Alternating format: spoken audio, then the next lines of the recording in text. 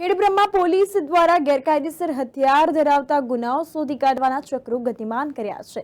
Police પણ હવે action મોડમાં આવી ગઈ છે। જંગલની ઝાડીમાં બંદૂક છુપાવવા જતા એક આરોપીની ધરપકડ કરવામાં આવી છે।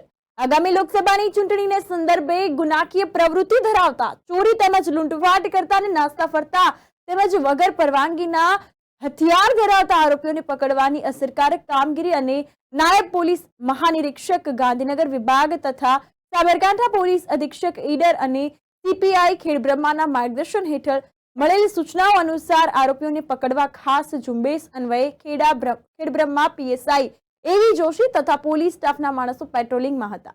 તે દરમિયાન બાતમી મળી હતી તો બાતમીના આધારે પઢાર મકવાણા ફળીમાં રહેતો સુરેશ શંકર પરમાર પોતાના ઘરે દેશી બનાવટની ફુલ્લીદાર એક નાળીવાળી બંદૂક રાખે છે અને આજે તે બંદૂક લઈ તેના ઘર નજીક આવેલ રાજસ્થાન બોર્ડરના જંગલમાં બંદૂક છુપાવવા જાય છે।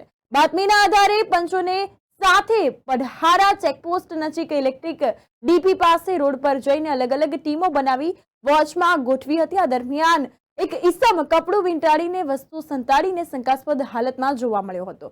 તેને કોર્ડન કરી પકડી પાડી ચેક કરતા ઉપરોક્ત વર્ણનવાળી બંદૂક મળી આવી હતી, જેનો કબજો લઈ ઈસમનું નામ ઠામ પૂછતા પોતે સુરેશ શંકર પરમાર રહેવાસી પઢારાનો હોવાનું સામે આવ્યું છે। તો સદર બંદૂક લાયસન્સ વગરની હોવાથી કબૂલાત કરી હતી। આ દરમિયાન પોલીસ સ્ટેશન લાવી સદરી ઈસમ વિરુદ્ધ ગુનો દાખલ કરવામાં આવ્યો છે। આ અંગે પીએસઆઈ વીબી જોશી તપાસ ચલાવી રહ્યા છે। આ અંગે કાયદેસરની કાર્યવાહી અને તપાસનો ધમધમાટ ચાલુ રાખ્યો છે।